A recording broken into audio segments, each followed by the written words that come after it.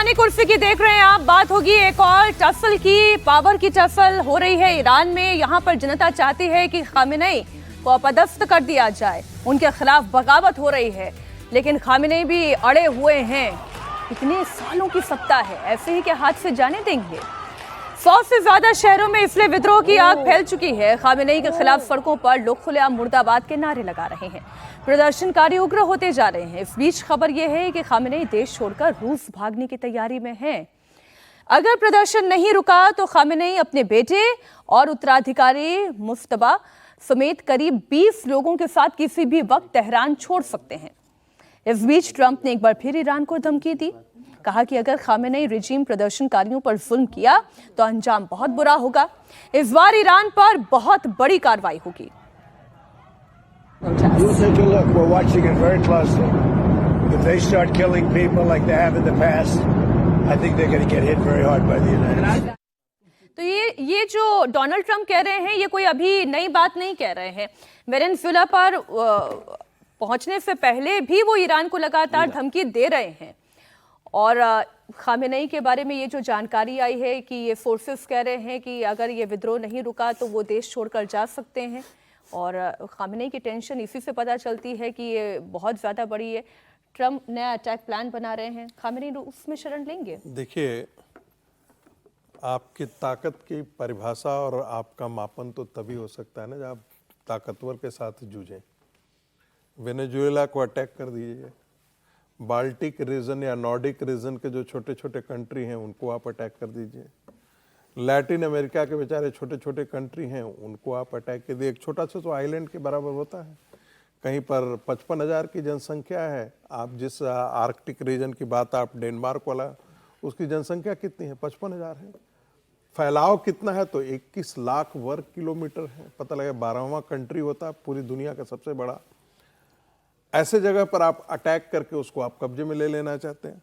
अरे ताकत है तो लड़ो ना, जाकर के चाइना से लड़ करके दिखाओ। कहो कि अब जो रेड सी के अंदर है चाइना की दादागिरी को हम बर्दाश्त नहीं करेंगे। जापान तुम्हारा मित्र देश है, तुम्हारा एक ढंग से हम कह सके तुम्हारी हां में हां करने वाला कंट्री है। उसको रोज चाइना धमका देता है और तुम उसके साथ खड़े होकर के चाइना को धमकाने के लिए नहीं आते हो।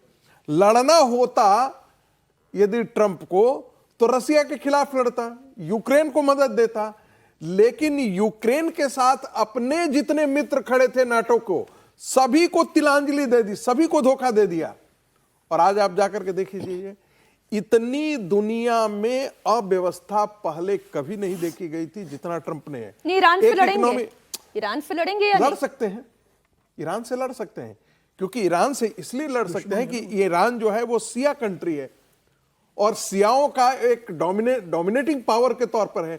ईरान किससे घिरा हुआ है? सारे सुन्नी कंट्रियों से घिरा हुआ है। तो सुन्नी लोग भी चाहेंगे कि ईरान निपट जाए। कतर नहीं चाहेगा क्या कि ईरान निपट जाए? वो सऊदी अरब चाहेगा ईरान निपट जाए। पाकिस्तान चाहेगा कि ईरान निपट जाए। लेकिन ये नहीं समझ रहे हैं कि वो निपटेगा तो ये लोग भी नहीं बचेंगे। आज नहीं तो कल इनको भी निपटारा हो जाएगा। टर्की की कितनी हैसियत है, कितना देर तक टिक पाएगा अमेरिका के आगे?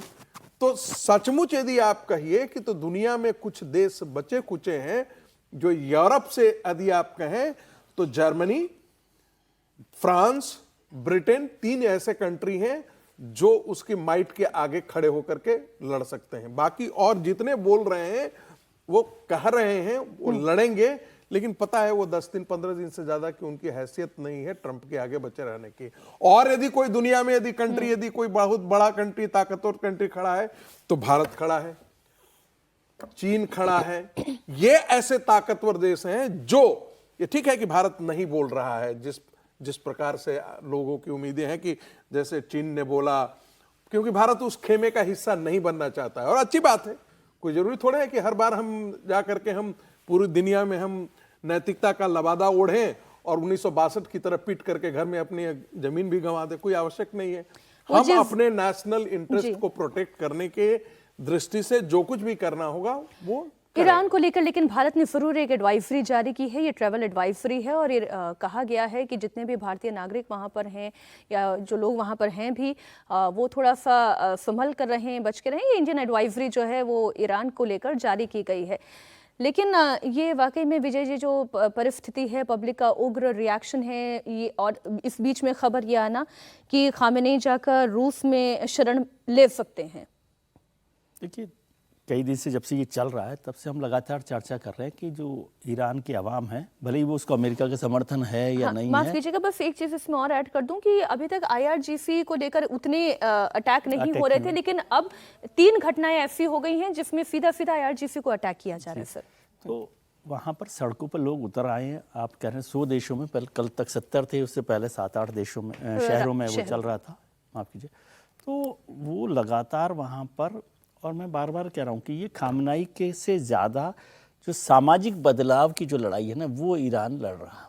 सामाजिक बदलाव की सामाजिक बदलाव की, जो औरतों की आज़ादी की बात है, जो लोगों की आज़ादी की बात है, और उसके साथ आर्थिक मुद्दे भी जुड़ गए कि वहाँ पर बेरोजगारी है, वहाँ महंगाई है, वो सब उसका ट्रिगर पॉइंट हो गया। लेकिन ये लंबी लड़ाई हो गई है, और सामाजिक आज़ादी की जो लड़ाई है, मतलब जो कायदे कानून खामनेई ने बना रखे हैं, इस्लामिक कायदे कानून, उसके खिलाफ लड़ाई है। खामनेई को पहले समझना चाहिए था, और अब तो वो इस स्थिति में नहीं बचे, और अमेरिका का समर्थन है ही, चाहे डायरेक्ट हो इनडायरेक्ट हो, सबको खामनेई को भागना ही पड़ेगा। और वहाँ ईरान जो है सत्ता परिवर्तन की दहलीज पर खड़ा है। जी, कितना समय लगता है इसको नहीं कह सकते। और फिर जब रजा पहलवी आएंगे तो क्या होगा, क्या नहीं होगा, क्या मोनार्क डिक्टेटरशिप में ईरान जाएगा या किस तरह से जाएगा। लेकिन जो भी आएगा वो इस इस्लामिक या जो भी कड़े कानून कायदे उसको उनको छोड़ना ही पड़ेगा। जी।